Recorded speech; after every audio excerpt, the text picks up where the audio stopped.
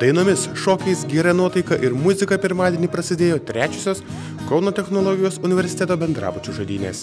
Jau tradicija tampantis renginys šįsyk į salę sukvietė daugiau nei 300 puikiai nusiteikusių bendrabučių gyventojų. Kaip ir kiekvienais metais, žaidynės prasideda dalyvių prisistatymu, kurį vertina garbinga komisija ir skiria įskaitinius taškus. Pirmadienio vakarą originaliausiai visiems susirinkusiems prisistatė 14 bendrabučių gyventojai, nuo jų nedaug atsiliko 16 ir 10 bendrabučių atstovai. Arti prizininkų pakilos likę 11 bendrabučių atstovai neslėpė geros nuotaikos ir vylėsi, jog pavyks atsigriebti kitose rungtyse. Mūsų komanda yra žiauriai šauni ir be komandos žiauriai šaunus yra tie mūsų sirgaliai.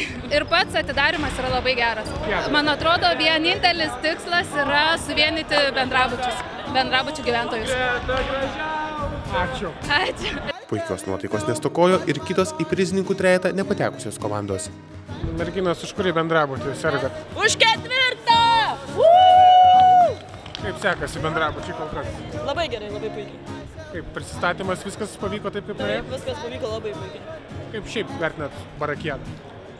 Labai fainas renginys, labai nuostabus. Labai gerai. Pakėlau.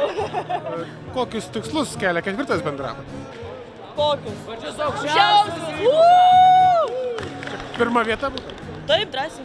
Po Barakiados atidarymo vyko ir pirmosios krepšinio turnyro rungtynės, kuriuose šį kartą sėkmė lydėjo 11 bendrabučio krepšininkus, kurie 38-21 įveikė 10 bendrabučio komandą ir pateko į kitą etapą. Labai smagios, kaip visada, daug veiksmų, daug įvykių.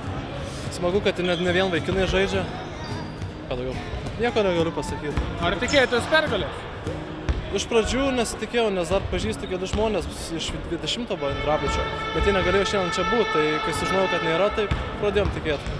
Mūsų bendrabutis visada užima aukštas vietas, tai ir šįmet taikomais į pirmas 3 visur.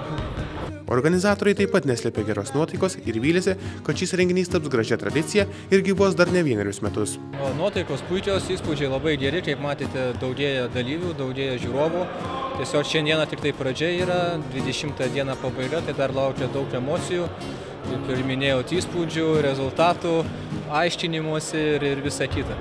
Pirmą organizuojant tikrai bijojom, nes galvojom dėl žiūrovų skaičiaus, galvojom dėl dalyvių skaičiaus, bet kai pamatėm atvykstant į atidarymą bendrabučių dalyvius, tai net nebejoju, kad ir 4, ir 5, ir 7 bus, nes jau visas traukinys, kaip sakoma, jau praeitise važiavo. Bendrabučių žaidynės vyks daugiau nei 2 savaitės ir baigsis kovo 20 dieną uždarymo ceremonija viename iš Kauno naktinių klubų.